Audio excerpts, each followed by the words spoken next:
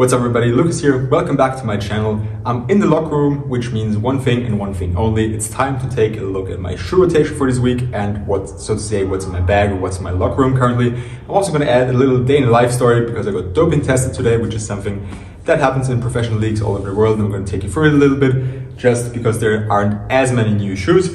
But before we start with the shoes, I'm also currently testing the Victory insoles. I'm sure you've heard of them. A full-length carbon fiber insole that's supposed to make you jump higher and run faster. And so far I'm really liking them, but I'm also going to post a separate review on them. So make sure to watch out when I'll post about the Victory insoles. Now for the shoes, the ones that stayed in the rotation, the LeBron 21, I'm liking these more and more every time I'm wearing them. The materials are just getting softer and softer and they conform to my feet perfectly. So I really enjoy playing with them. I also practice with them today. Then another pair that stayed in the rotation is one of my all-time favorites, the KD16. I just love playing them and they're always my pre-game day practice shoes. And we also have the Austrian Reefs that stayed in the rotation. We got the Valentine's colorway. I decided to mismatch with the Iceman colorway. I think that's one of the best mismatches you can get right now. They're also only $100 available at Kickscrew, I told you last time as well. Really nice performer, really cool looking shoe as well.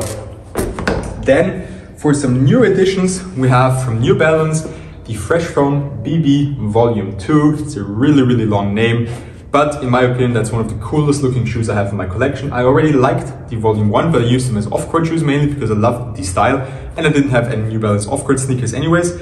And these look even more like an off-court sneaker with those crazy materials here. I'm gonna hold it a little bit closer for you guys to see. And I really like playing with them. They're extremely comfortable. It's the Fresh Foam X, they call it. And it's like inside it says data to design cushioning. So apparently they did some research and it paid off. The cushioning is really comfortable, but I need to test them more to give you my full review on them. I'll also post a video on all the New Balance sneakers that are currently available. Moving on to another brand, this is the Serus Player Only Player 1 Plus. Also, I like to call it the Valentine's colorway. The official colorway name is Cocoa Pink, I think. They come with drop-in midsoles, exchangeable drop-in midsoles as well, I should add. This is the Strength midsole, so it's a little bit more supportive, more cushioned. It has got a lifted arch. And here we have just their regular Speed insole, I think it's called. I have to check a quick system or quick insole. So it's got less cushioning and less support. You can compare it here as well. And I love the Strength midsole. This one is a little bit too little for me actually. I love this setup.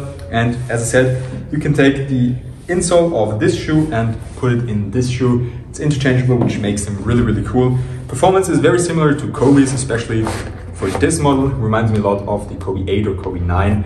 And with the Strength insole, I really like them a lot. They also have mid-foot shank plate. I think it's carbon fiber as well.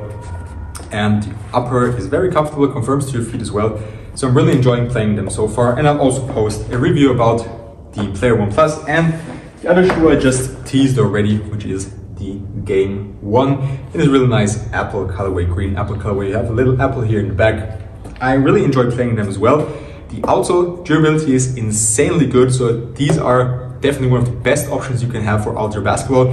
And that's what's so cool about Serus Player Only. With their first shoe, the Player 1, they had big issues with outsole durability. It was really soft, easy to move. You had even some players breaking through the outsole because it was so soft.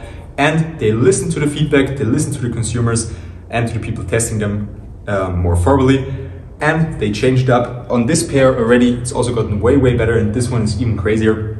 So if you're looking for an outdoor shoe and you like Kobe's, I can highly recommend the Serus Player Only Game 1. Last time I didn't mention some other shoes that are also in my rotation that were not here, as I have the Kobe 6 Grinch, or reverse Grinch actually, as my game day shoe, but I don't have them in the locker room. I only take them for games because I really want to keep it clean and in good condition for as long as possible, because I really enjoy playing with them, and I, as I said, want to keep them in good shape so I can play with them at least throughout this whole season, because I burned through my Kobe 5s way too quickly than I had before, and they were on the shelves after half a year, so I'll try to keep these good for the rest of the season at least, and maybe also for the beginning of next year, because there's already some material tear down and the upper is loosening up a bit, so we'll see how long they are good. And another shoe I'm also having in my rotation heavily right now is the AE1, also there last week, and the new one, the GT Cut 3, but I also have them at home because I took them home to record the YouTube review, and I haven't practiced with them so far this week. It's Tuesday today, and today was the first official practice because we played on Sunday. Actually, I forgot one more thing before we come to the end. Another shoe I'm currently testing. It's a running shoe. I got them from kicksown.com, so big thank you to them. It's the Under Armour Hover Machina 3. And the interesting thing about this shoe is that the guys over at Wear Tester said that these feel not like a traditional running shoe because they're not good for long distance runners, but they feel like a running shoe made for players practicing for other sports. So I feel like a running shoe made for basketball players, for football players, for hockey players, volleyball, whatever, because my off season always starts with a lot of track work, with a lot of running to get my endurance back up after I take a break directly after the season. And I wouldn't recommend doing that in hoop shoes because they're made for playing basketball, and these are made for running. But as I said, they're not good for long distance running, but perfect for shorter distance runs, sprints, or as I mentioned, track work. So I'm also currently testing them, wearing them as off-court shoes as well. Very comfy for that, especially the forefoot is nice, but they're also very, very low to the ground, which doesn't make them as good for long distance runs. Now for the day in the life story, if you're wondering why I've got this little thing here, because I was drug tested, as I just said, or doping tested. It's the NADA, we call it, an Austrian National Anti-Doping Agency, and they did a urine test and a blood test. It was actually the first time that they took a blood test or a blood sample from me as well. So far, the last couple of years, I think I've been tested 4 or 5 times. They only took a urine test or a urine sample. I've been clean so far. The funny thing is you never hear back from them unless you're positive. So far I haven't heard back, and I hope to keep it like this this year as well, because I didn't change anything about my diet or about my supplements. Let me know if you want to have like a full day in the life video as well. Maybe I can upload that as well to show you like my routines, what I do in practices, or what we do as a team in practices. Today we had athletic practice first, and now like a skill-based basketball practice. That's our Tuesday routine. And as the drug test or doping test took a little bit longer than practice time and everybody else was gone, I thought, why not record? I have some new shoes in my rotation. Why not record it? That's also the reason why I don't have my microphone with me once again, so the audio might be a little bit weird. But with that being said, that's all I have for you today. Thanks for watching. Leave a like, subscribe to my channel to not miss the reviews of the new shoes I'm currently testing, and see you next time for another video on my channel.